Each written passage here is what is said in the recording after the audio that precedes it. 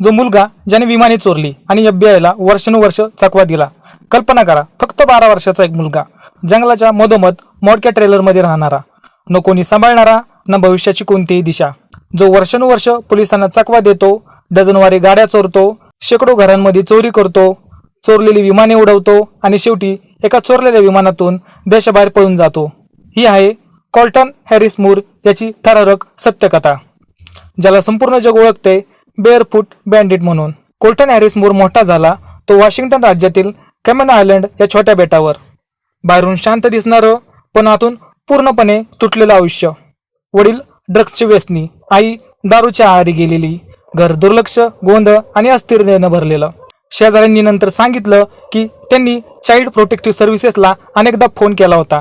सरकारी अधिकारी जवळजवळ 12 वेळेस त्याच्या घरी आले. एक वेळा तर त्याला घरातून काढूनही घेण्यात आलं, पण प्रत्येक वेळी कोल्टनला त्याच वातावरणात पाठवण्यात आलं. कोणताही आधार नसेल तर मूल स्वतःच जगायचा मार्ग शोधतं. कोल्टन बहुतेक वेळ एकटाच जंगलात घालवत असे. सर्वायवलची पुस्तके वाचायचा, स्वतःला सगळं शिकवायचा आणि सर्वात जास्त विमानाचे मॅन्युअल अभ्यासायचा. तो गुन्हेगार बनू इच्छित नव्हता, तो पायलट बनू इच्छित होता, पण आयुष्याने त्याला कधीच उडण्यासाठी धावपट्टी दिली नाही. वयाच्या अवघ्या 12व्या वर्षी कोल्टनने घरपोड्या सुरू केल्या. सुरुवातीला खाणं, ब्लँकेट, कॅम्पिंगचं सामान, झोपण्यासाठी जागा, पण हळूहळू लॅपटॉप, क्रेडिट कार्ड्स, गाड्या आणि एक विचित्र गोष्ट, तो अनेकदा चप्पल किंवा बूट घालत नसे. घरपोडीच्या ठिकाणी त्याच्या पायांचे ठसे सापडायचे आणि तिथूनच दंतकथा तयार व्हायला लागली. पोलीस वैतागले होते आणि मग कोल्टन एका कोर्ट तारखेला हजर राहिला नाही. तेव्हाच त्याच्यावर वॉरंट निघालं आणि कोल्टन जंगलात गायब झाला.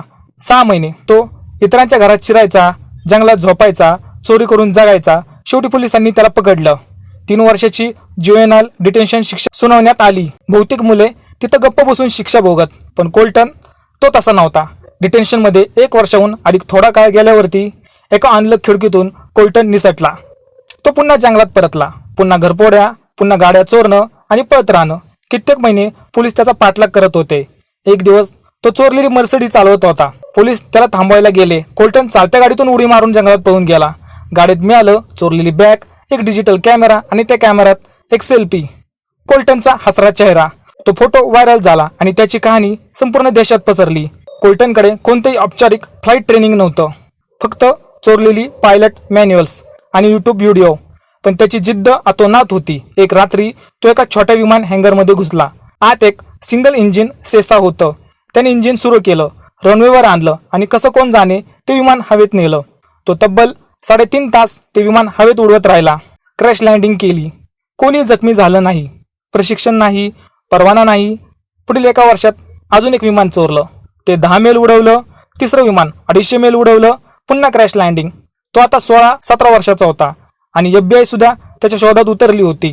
आता तो फक्त गुन्हेगार नव्हता, तो एक चर्चेचा विषय बनला होता. मीडियाने त्याला नाव दिलं बेअरफूट बँडिट. फेसबुकवर त्याचं फॅन पेजेस बनलं. 1 लाखाहून अधिक फॉलोअर्स तयार झाले. त्याच्या नावाची टी-शर्ट्स, गाणी, यूट्यूब व्हिडिओ. लोकांना तो आवडू लागला, कारण तो कुणाला इजा करत नव्हता. तो सिस्टमला मूर्ख बनवत होता. तो जरासा वेगळा होता, पण ही प्रसिद्धी त्याच्यासाठी धोकादायक ठरली. FBI त्याला शोधत होती. मग कोल्टनने देश सोडायचं ठरवलं. त्यांनी एक बोट चोरली. ऑरेगॉनला पोहोचला. एअरपोर्ट शोधलं, पण मनासारखं विमान मिळालं नाही. मग गाडी चोरली. पुन्हा एक, अजून एक. 2000 मैल, 9 राज्य, डझनभर चोरलेल्या गाड्या. शेवटी इंडियाना. तिथं मिळालं सेस्ना 400. तेच विमान हवं होतं. त्याने विमान चोरलं, आकाशात झेप घेतली आणि तब्बल 11 तास समुद्रावरून उडत राहिला. इंडियाना ते बहामस. किनाऱ्याजवळ उथळ पाण्यात क्रॅश लँडिंग झालं. इमर्जन्सी बीकन सुरू झाले. FBI ला माहिती मिळाली, पण कोल्टन तिथून निसटला. पुन्हा चोरी करू लागला. घरे, दुकाने, पैसे, अन्न. मग त्याने पुन्हा एक बोट चोरली. पर्यटकांच्या गर्दीत मिसळण्याचा प्रयत्न केला, पण आता तो खूपच फेमस झाला होता. लोकांनी ओळखलं. पोलिसांना खबर दिली. एक जबरदस्त बोट चेस सुरू झाली आणि मग कोल्टनची बोट वाळूत अडकली. पोलिसांनी इंजिनवर गोळ्या झाडल्या. कोल्टननी हात वर केले आणि बेअरफूट बँडिट अखेर पकडला गेला. त्याला अमेरिकेत परत आणण्यात आलं. अनेक आरोप, घोरपोडी, चोरी, विमान चोरी, 6.5 वर्षाची तुरुंगवासाची शिक्षा. पण इथं एक ट्विस्ट होता. हॉलिवूडने त्याची कहाणी विकत घेतली. 20th सेंचुरी फॉक्सने 1.3 मिलियनला मूवी राईट्स घेतले. पण कोर्टाचा आदेश, कोल्टनला या पैशातून एकही पैसा मिळणार नाही. सगळा पैसा पीडितांना भरपाई म्हणून देण्यात आला. त्याने शिक्षा पूर्ण केली. आज तो मोकळा आहे. साधी नोकरी करतो. ना विमान, नपालायन, कोल्टन हॅरिस मूर कोणताही सुपर विलन नव्हता. तो एक दुर्लक्षित मुलगा होता. त्याच्याकडे अफाट बुद्धिमत्ता होती, सवयवर आणि स्वप्न पाहणारा.